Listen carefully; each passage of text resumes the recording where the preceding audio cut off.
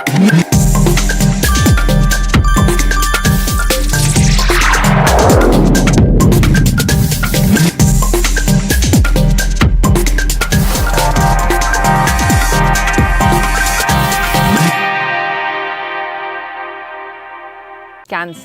कितना लोडेड शब्द है ना।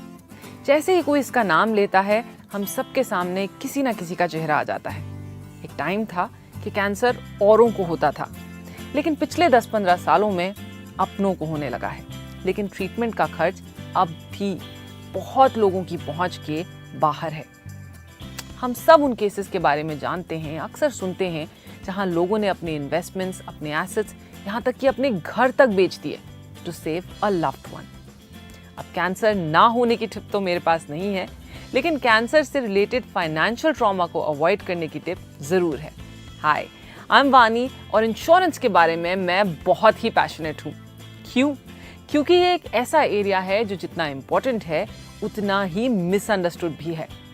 LIC और मैं इस वेब सीरीज के माध्यम से इंश्योरेंस के बारे में कुछ कंफ्यूजन्स दूर करना चाहते हैं। शुरू करें? तो आज की हमारी टिप है कैंसर सर्वाइवल पे, फाइनेंशियली ऑफ कोर्स। सबसे इंपॉर्टेंट चीज जो हमें ध्यान में रखनी है वो है कि हमारे पास बहुत ही लिमिटेड कंट्रोल है इस सिचुएशन में। हम अपनी हेल्थ का अच्छा ध्यान रख सकते हैं, रिस्क फैक्टर्स से दूर रह सकते हैं, लेकिन इसकी कोई गारंटी नहीं कि ये सारे प्रिकॉशंस लेने के बाद भी हम 100% सेफ रहेंगे। हम अपने चांसेस कम जरूर कर सकते हैं, but we can not bring these to zero. आजकल कितनी रिसर्च ऐसी है जो रोजमर्रा की चीजों को कैंसर से लिंक करती हैं, जैसे कि माइक्रोवेव्स, प्लास्टिक बॉटल्स वगैरह वगैरह वगैरह। हमें लगता है कि केवल स्मोकिंग और तंबाकू जैसी जानलेवा आदतों से दूर रहें तो हम कैंसर से भी दूर हैं, मगर अफसोस कि अब ऐसा नहीं है। सो इट्स एक्सट्रीमली इम्पोर्टेंट कि हम रेगुलर मेडिकल चेकअप्स कराएं। जितना अर्ली डिटेक्शन उतना बेटर प्रोग्नोसिस और उतना ही छोटा ट्रीटमेंट। सेकंड, अपने लिए एक कैंसर कवर पॉलिसी जरूर लीजिए।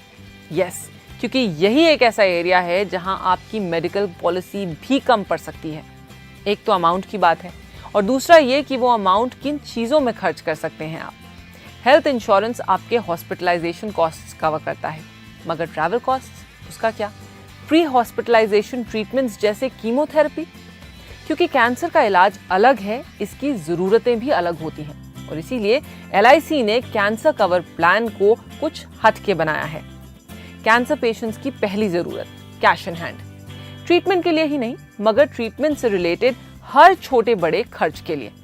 कई बार हम जिस शहर में होते हैं उस शहर में स्पेशलाइज्ड कैंसर हॉस्पिटल्स होते ही नहीं।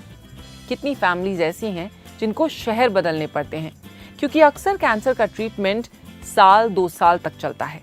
कैंसर पॉलिसीज में आपको अपने कवर का 100% पे आउट मिल जाता है अगर डायग्नोसिस मेजर स्टेज की हो। साथ में कवर का 1% हर महीने। अगर आपका कवर 50 लाख का है तो हर महीने आपको 50,000 मंथली इनकम अगले 10 सालों के लिए।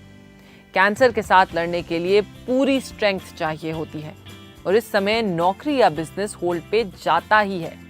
तो ये जो एक्स्ट्रा मंथली इनकम आ रही है वो आपके स्ट्रेस को मैनेज करने में बहुत काम आती है। अगर पेशेंट नहीं रिकवर करते तो उनकी फैमिली को ये मंथली इनकम मिलती है जब तक 10 साल नहीं बीतते। अगर कैंसर माइनर स्टेज का है तो आपको अपने कवर का 25% पे आउट मिल जाता है। सो अगर आपके कवर 20 लाख के हैं तो 5 लाख पे आउट, और बाकी अगर कैंसर मेजर स्टेज तक जाता है तब। और ये सब आपके हर महीने के चाय कॉफी के खर्च से भी कम दाम में। जानते हैं, साल के 3,000 रुपए भी नहीं लगते 25 लाख के कवर के लिए, किसी 30 साल के इंसान के लिए, यानी हर महीने के 250 रुपए से भी कम। कैंसर कवर फैमिली के किसी बुजुर्ग की तरह ही है, समय आने पर पीछे नहीं हटता, और वो सब करते हैं जिनकी जरूरत है बिना किसी कहासुनी के।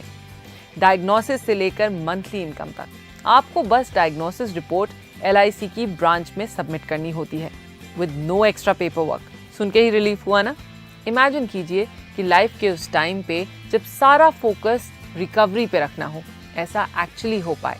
आधी लड़ाई तो आप वहीं जीत जाते हैं जब पैसे का स्ट्रेस नहीं होता। ना किसी और पे डिपेंड रहने की ज़रूरत, ना जिंदगी भर की मेहनत के बनाए हुए एसेट्स को तोड़ने की ज़रूरत। तो सोचिए और अपनी फैमिली से इस बारे में बात कीजिए। ये बातें अनकंफर्टेबल ज़रूर हैं, मगर ज़रूरी भी हैं। और फिर अपने LIC एजेंट से कैंसर कवर पॉलिसी की जानकारी भी लीजिए। इस हफ्ते आपके 2 मिनटों के लिए बहुत शुक्रिया, मेरी और LIC की ओर से। हमारा show life insurance made easy आपके लिए हर हफ्ते हाजिर है। तो अगले हफ्ते हम 2 मिनट में बात करेंगे क्रिटिकल इलनेस पर।